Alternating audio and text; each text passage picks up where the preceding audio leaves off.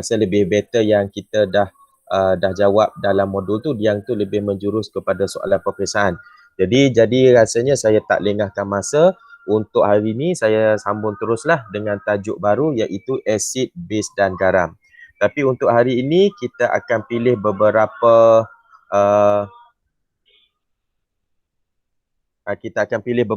sub topik lah yang akan dibincangkan, iaitu yang pertama adalah berkenaan peranan air dalam menunjukkan keasidan dan kealkalian. Okey nah. Rasanya untuk tajuk asid, base, alkali ni, masa di lower form pun pelajar-pelajar pernah jumpa berkenaan asid, base dengan alkali ni. Mungkin tidak detail lah.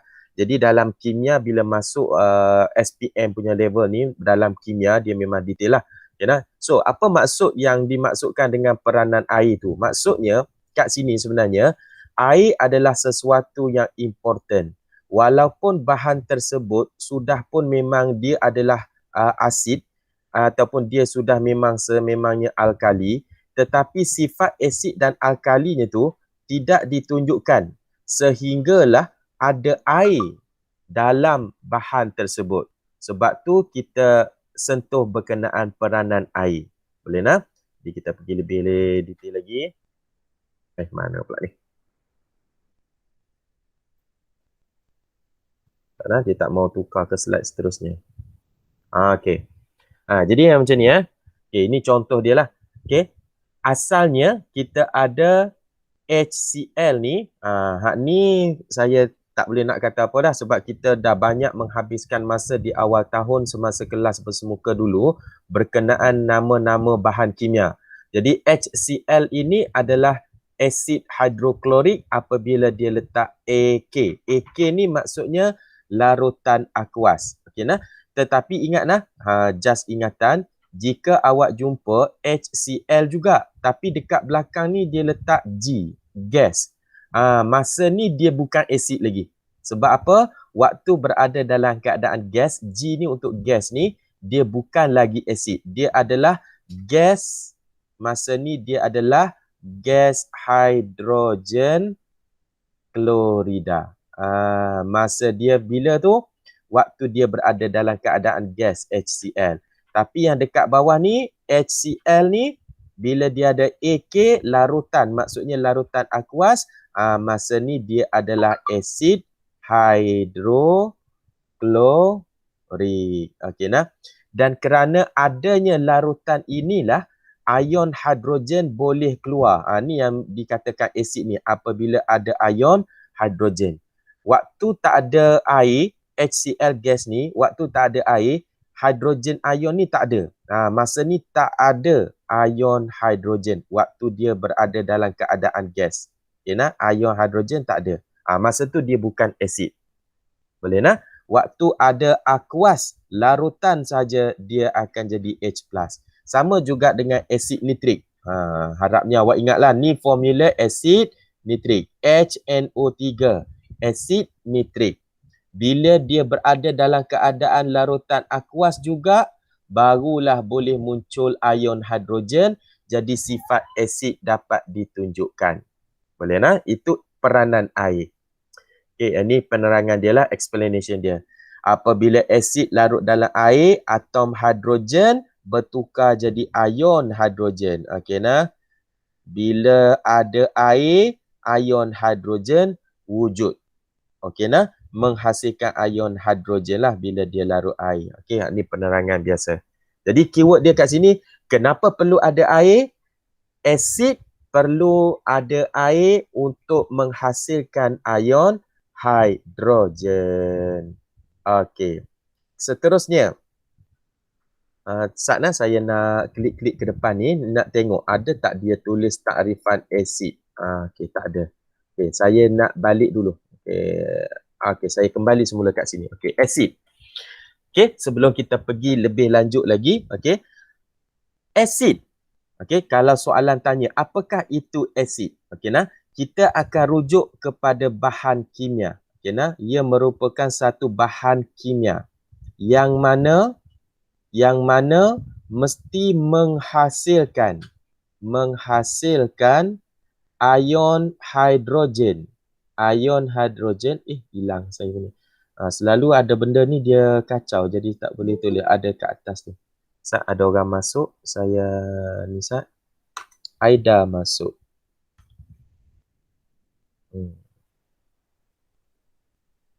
Okay. Asid ialah bahan kimia yang menghasilkan ion hidrogen apabila larut dalam air. Okey. Dan kadang-kadang takrifan ni dia ada pusing juga. Tetapi dia takkan lari, dia takkan meninggalkan istilah ion hidrogen. Okey, satu lagi nah. Kadang-kadang boleh jumpa takrifan untuk asid adalah bahan kimia. Bahan kimia. Ni salin sebagai nota ni. Yang mengion. Perkataan larut dalam air tadi tu dia tukar dengan perkataan mengion.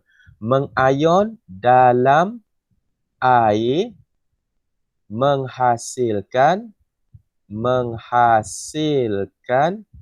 kenapa tulisan saya ni jadi macam teruk? Menghasilkan ion hidrogen. Pun boleh juga.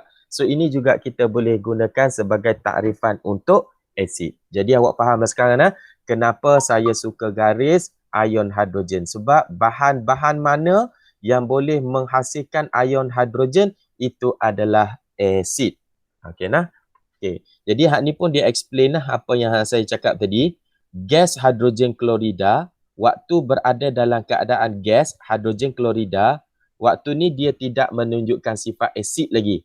Tetapi apabila ia sudah mengion dalam air ataupun larut dalam air, bila sudah menghasilkan ion hidrogen, maka masa ni dia adalah suatu asid.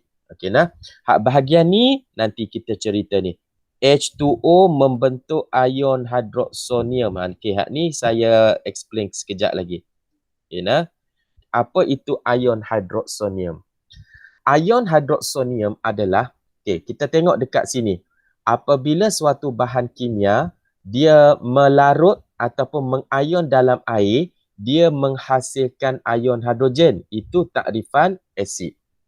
Ion hidrogen ini dia bergabung dengan molekul air, tempat yang dia larut tu, Hak ni kita ada sentuh pada kelas yang lepas dalam tajuk ikatan datif. Ikatan datif. Bagi mereka yang hadir kelas secara online ataupun yang dah tonton video yang kita upload tu, so dia akan faham benda ni, campuran ini ada dalam tajuk ikatan datif tu. Bila ion hidrogen masuk dalam molekul air, bilangan H-nya sudah jadi H3. O memang kekal 1. H3O. Dan kat sini pada air tak ada cas langsung. Pada H+ ada cas positif. Dan kita letak cas positif dekat situ. So inilah yang dipanggil ion hidroksonium. Jadi, kenapa boleh jadi ion hidroksonium? Sebab ada ion hidrogen yang masuk. Ion hidrogen ni apa? Ia adalah asid. Jadi, hidroksonium ni apa dia? Juga adalah asid. Merujuk kepada kejadian asid. Okey nah? Pen saya kurang cantik sikit. Okey. Boleh faham nah? Jadi, kalau nak kata, ion apa yang menyebabkan suatu bahan tu menjadi asid, sama ada ion hidrogen ataupun ion hidroksonium. Dua-dua boleh kita mention. Tapi dalam silibus kita banyak pakai ion hidrogen lah. Bila dah masuk universiti baru banyak digunakan ion hidroksonium. Tak apalah yang tu. Banyak kita akan jumpa ion hidroksonium jugalah selain ion hidrogen. Okey, seterusnya ni penerangan secara gambar rajah berlabel lah. Tak ada label. Dia ada simbol-simbol saja. Asalnya HCl adalah gas masuk dalam air. Terhasilnya ion hidroksonium. Ni ion hidroksonium lah. Jadi ini sekarang sudah terbentuk asid. Masa ni bukan lagi asid. Ini adalah satu gas, ini adalah air. Masa ni dia bukan asid. Lepas dah campur, baru dapat asid. Dan asid ni dalam bentuk larutan aquas. Kenapa pen saya tak mau keluar? Aquas. Larutan aquas. Nah, AK tu rujuk kepada apa? Larutan aquas. Okey. Gambar rajah ni ada dalam buku teks. Jadi saya tak tengok lama-lama lah kat sini. Okey.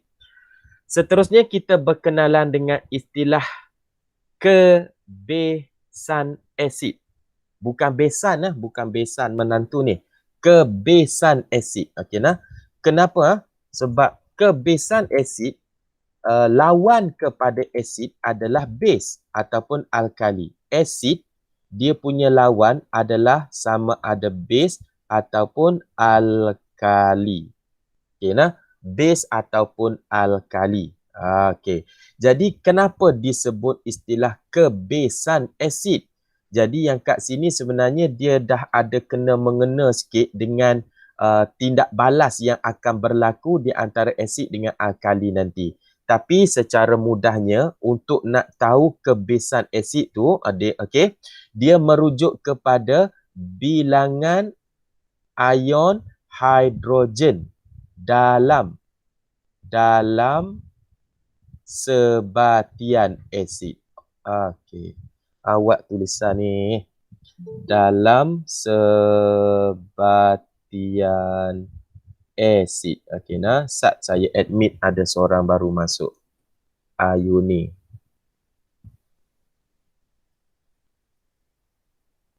Okey. Ada tak kertas kosong? Okey, saya tengok kat sini nah. Okey. Jadi kebesan asid itu awak akan jumpa istilah nanti dipanggil monoprotik. Kenapa nah? Dalam satu asid kita ada beberapa asid yang popular yang kita duk buat main teka nama zaman-zaman awal kelas dulu. HCl, HNO3. Allahu Akbar. Okey.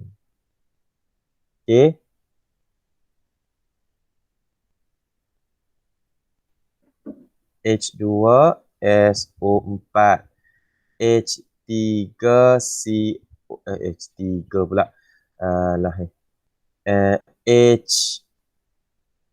Kenapa lah pen saya ni?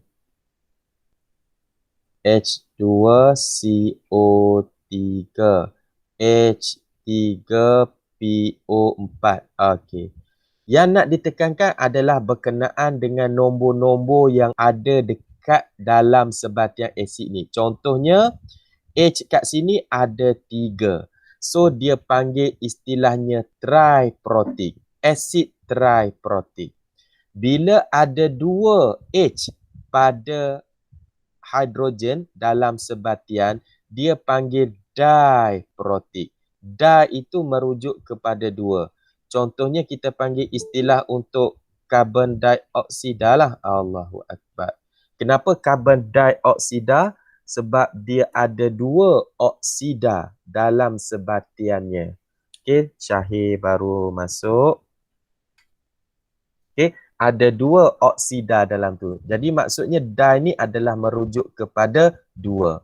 Tri merujuk kepada 3. Dan mono adalah merujuk kepada 1, iaitu asid dalam HNO3 dan HCl dia ada 1 saja, tapi kita tak tulis 1 nah.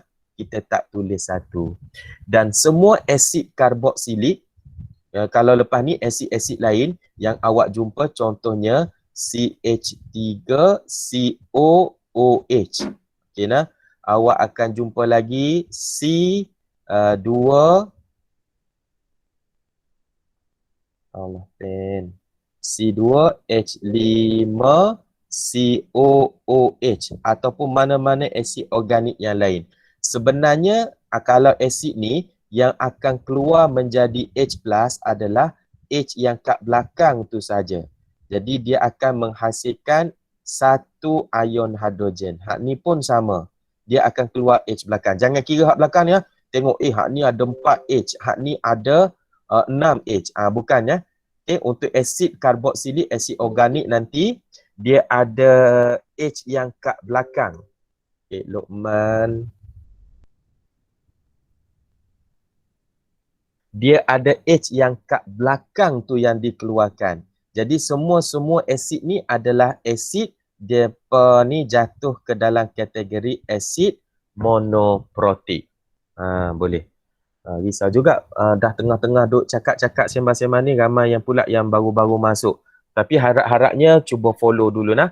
Tapi kalau tak faham, nanti buka balik video yang saya akan upload nanti dan tengok. Okay, terutamanya yang baru masuk, di awal-awal tadi adalah kita dah tengok macam objektif yang saya tulis dekat grup tu. Pertama adalah berkenaan peranan air. Kena peranan air untuk menunjukkan sifat asid dan alkali. Bateri lemah ke apa pen saya ni? Bila tulis tu dia kacau. Okey, peranan air. Dan yang kedua tadi saya ada tulis tadi berkenaan takrifan asid. Okey ya. Takrifan asid. Okey nah. Jadi harap-harap tengok balik. Okey, saya back dulu sekejap. Bagi chance kepada yang baru masuk tadi tengok nah. Okey, mula dari sini. Okey, mula dari sini tadi ya. Okey, peranan air. Okey.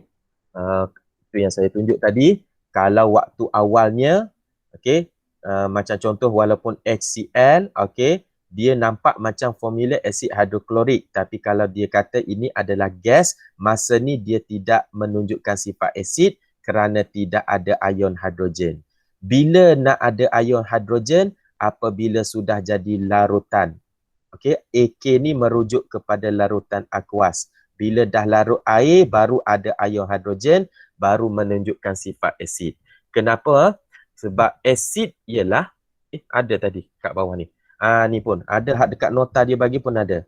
Asid ialah bahan kimia yang mengion dalam air, menghasilkan ion hidrogen. Jadi kalau tak ada air, ia tak boleh mengion. Bila tak boleh mengion, tidak boleh menunjukkan sifat asid lah. Okey, itu takrifan asid. Satu lagi takrifan asid saya bagi tahu, kadang-kadang ada juga yang tulis bahan kimia menghasilkan ion hidrogen apabila larut dalam air. Larut dalam air ada ataupun istilah menggunakan mengion dalam air. Tapi paling cun lah mengion lah. Okey, mengion. Okey, seterusnya tu yang kita tengok kebesan asid tadi. Ingat nah, kalau soalan tanya kebesan asid, dia adalah merujuk kepada bilangan ion hidrogen yang ada dalam sebatian. Okey nah. Kadang-kadang okey, nanti istilah awak jumpa nah di universiti nanti. Okey, asid monoprotik ni juga awak akan jumpa dia dikenali juga sebagai asid mono-base. Nanti. Okay, nah? Jadi istilah benda yang sama. Sebab bila letak protik ni mungkin macam pelajar tak nampak relation dia. Hubungan dia. Tapi benda yang sama. Nanti bila awak jumpa baca buku ke, ada baca lebih-lebih bahan dia, jumpa tajuk asid mono-base. Asid monoprotik itu adalah benda yang sama. Apa maksud mono? Dalam sebatian tu cuma ada satu hidrogen. Asid diprotik ataupun kalau tukar base, dia panggil asid dibase lah. Okey, dibase. Okey, ada dua base. Okey, kenapa? Sebab ada dua hidrogen dalam sebatian. Dan triprotik, tribase. Okey, tribase. Tribase. Okey, kenapa ada tiga ion hidrogen dalam tu? Okey. Seterusnya kita pergi kepada alkali. Yang penting kita tahu dululah istilah apa itu alkali. Okay. Untuk alkali ni sebenarnya, saya back dulu lah. Tak apa. Saya ambil kat sini dulu. Dia sebenarnya lawan kepada asid, hak saya tulis tadi. Benda ni.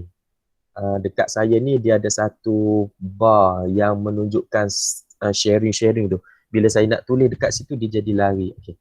So, okay, lawan kepada asid ni, kira musuh utama asid, okay, dia adalah base. Okay, nah, dia adalah base. Maksudnya kalau ada suatu benda berasid, kita nak neutralkan dia, nak lawan dia, kita akan masukkan base, bahan yang dalam bentuk base. Cuma base ni kita boleh jumpa dia dalam dua keadaan. Iaitu pertama, base dalam keadaan pepejal. Okey. dan juga base ni dalam bentuk larutan. Dan selalunya yang larutan inilah kita panggil nama lainnya adalah alkali. Larutan alkali. Pepejal tak panggil larutan, so kita panggil dia hanya base sahaja. Jadi pepejal ni boleh bertindak balas dengan asid ke? Boleh, boleh sebab dia adalah base. Larutan alkali memang boleh. Alkali juga adalah bahan yang akan meneutralkan asid. Boleh nah? Dan alkali ini adalah sejenis base. Sejenis base. Dan untuk bahan ini, selalunya kita jumpa dia dalam bentuk bahan logam oksida dan juga logam. Okey, logam hidroksida. Hidroksida. Ini hidrok.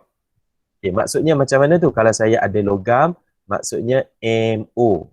M ni wakil kepada logam lah. Ataupun MOH. So, dua-dua ni adalah alkali. Dua-dua ni adalah base. Allah pen. Okey, dua-dua ni adalah base. Tapi yang mana satu alkali? Yang alkali adalah dalam bentuk larutan, selalunya larutan logam hidroksida ialah alkali. Boleh nah? Selalunya logam oksida tak ada dalam bentuk larutan. Logam oksida selalunya pepejal. Okey, tapi logam hidroksida ada waktunya pepejal, logam hidroksida ada waktunya larutan. Jadi kalau logam hidroksida pepejal itu adalah base saja. Logam hidroksida dalam bentuk larutan, alkali pun dia, base pun betul, tak ada masalah.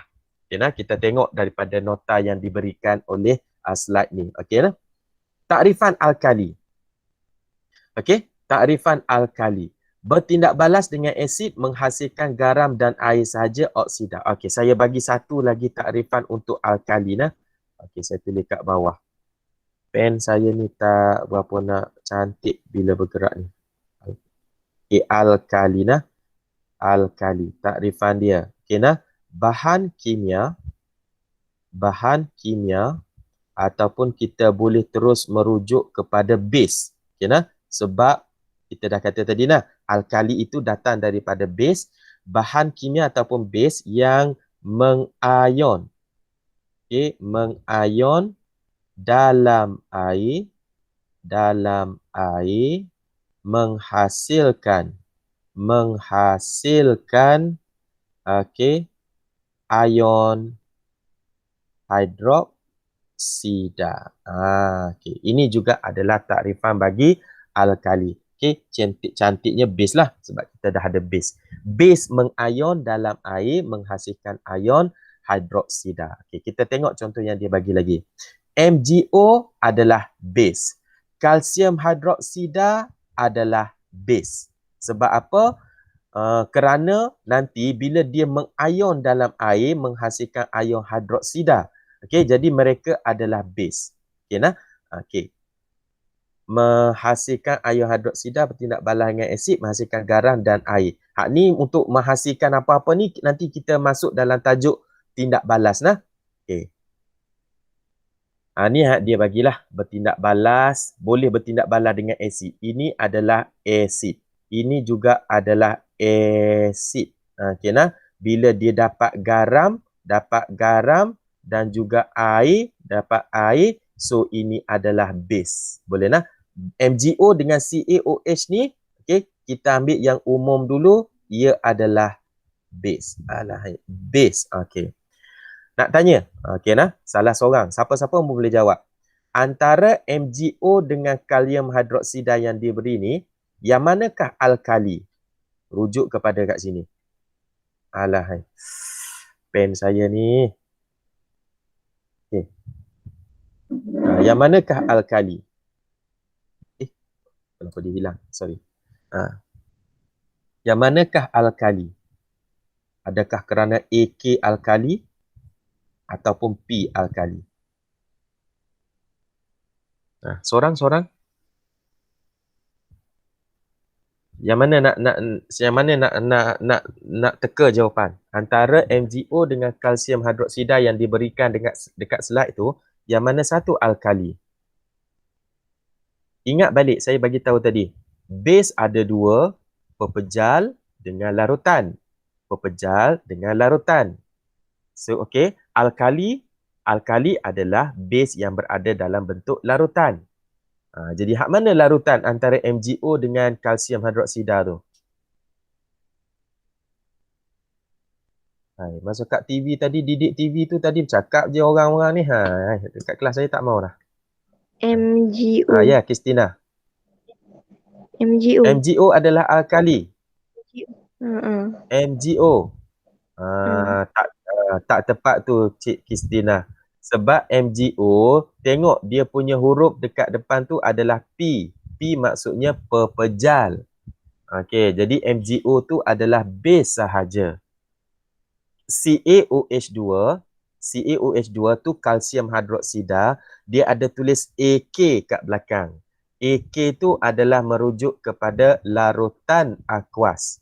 Okey, larutan akuas. Jadi kalau kembali kepada nota ataupun hak saya explain tadi, kalau dia adalah larutan, base yang berada dalam bentuk larutan, itulah alkali. Jadi CaOH2 yang kita boleh prefer sebagai alkali. Okey, Christina. Faham tak dah? Faham tak? Faham, cikgu. Okey. Kenapa CaOH ni adalah alkali? Sebab dia larutan. Macam mana tahu larutan? Dia letak akuas dekat belakang. Boleh tak? Okey. Seterusnya. Okey. Ni dia baru explain. Baru ada nota dekat sini. Base yang larut dalam air disebut alkali. Allah. Baru dia tulis kat sini. Tak apalah. Nota ni lambat sikit keluar. Okay, nah? Dan alkali yang popular. Ada dua alkali yang popular. Okay? Iaitu kalium hidroksida dan juga natrium hidroksida. Okay? Yang hidroksida lain bukan tak popular, tetapi ada sebahagian hidroksida lain, dia sebenarnya tak larut air. Jadi bila nak jadikan dia alkali tak dapat. Contohnya, kita ada aluminium. Aluminium hidroksida. Okay. Ini nampak bunyi hidroksida, tetapi dia adalah pepejal. Maka dia adalah base sahaja. Bukan alkali lagi. Boleh faham macam tu? Okay. Kalau KOH dengan NaOH adalah yang boleh larut dalam air. Jadi bila boleh larut dalam air, bermaksud dia adalah larutan. Allahu Akbar, pen pun. Dia adalah larutan. Okay. Maka dia adalah alkali. Okey. Kita tengok. Ni just nak menunjukkan dia menghasilkan larutan alkali macam ni lah. Asalnya ni masa ni dia adalah pepejal. Okey, nak tanya siapa lagi yang ada pepejal? Masa berada dalam keadaan pepejal, NaOH ni alkali ke base? Siapa lagi yang ada? Saya tengok nama kedua dekat skrin saya ni, Noliana. Masa NaOH tu pepejal, dia alkali ke base?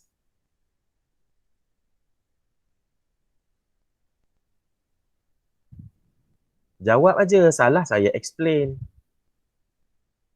Aida boleh bantu?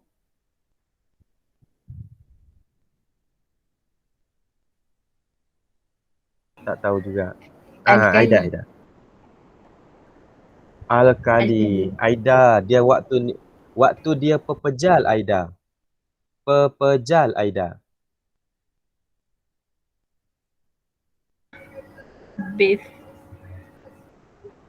Base. Kenapa dia base, Aida? Dia pepejal. Sebab dia pepejal. Kena faham yang tu. Kena? Sewaktu dia pepejal, masa ni dia masih lagi base. Okey nah? Bila dah campur air, dah siap jadi larutan macam ni, masa ni barulah dia dipanggil sebagai Allah. Dan waktu ni barulah dia dipanggil sebagai alkali. Dan alkali ni sebenarnya adalah base juga sebenarnya. Tapi dia boleh dipanggil alkali sebab dia dah wujud dalam bentuk larutan. Okey nah. Okey nah, dia dah wujud dalam bentuk larutan. Masa ni dia pepejal. Kita tak boleh panggil dia alkali.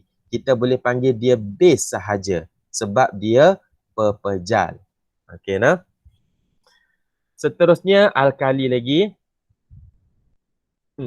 Ni baru dia bagi takrifan. Tadi saya dah tulis dekat depan tadi.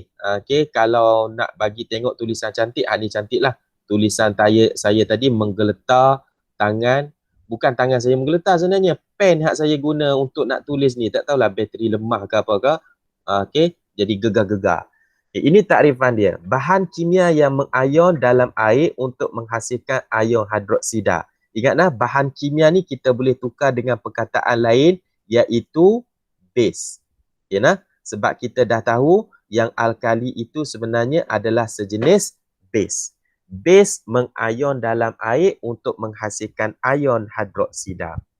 Okey, selain daripada KOH tadi, alkali tadi, hak saya bagi contoh tadi adalah KOH, okey, dan juga NaOH. Ini adalah dua alkali yang popular, NaOH, okey. Ada satu lagi yang banyak digunakan untuk silibus kita ni, iaitu NH4, NH4OH, iaitu amonium hidroksida. Hak first ni kalium hidroksida, natrium hidroksida, amonium hidroksida. Amonium hidroksida.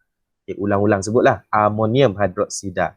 Okay, dia juga dapat dengan melarutkan amonia ke dalam air. Mesti ada air. Itu yang awal-awal tajuk kita tadi. Kita perlukan peranan air tu.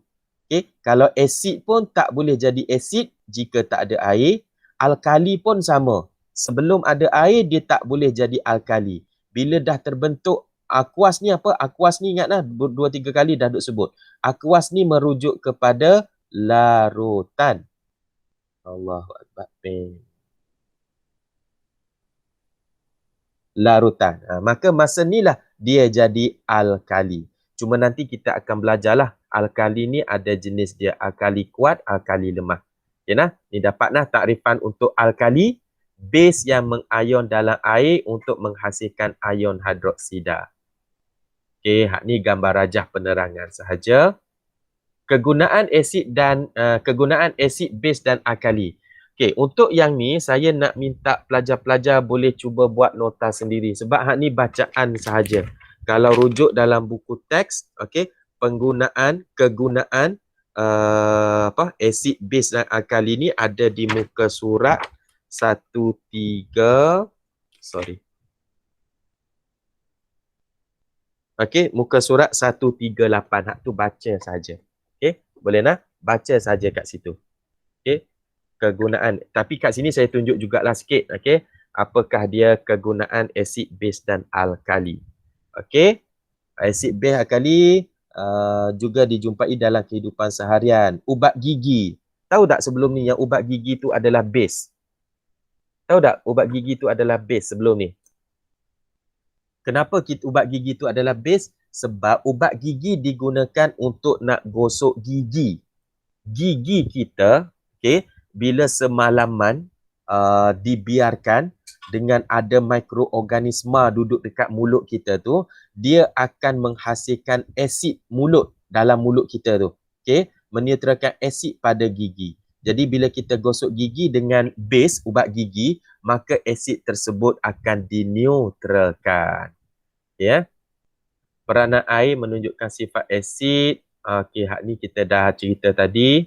Okey, bila ada air, barulah ayon hidrogen, ayon hidroksida untuk alkali nah. Keasidan adalah ayon hidrogen. Kealkalian adalah ayon hidroksida boleh muncul bila adanya air. Okey nah. Peranan air dalam menunjukkan keasidan kealkalian tadi kita dah. Okey, ni ajalah. Okey.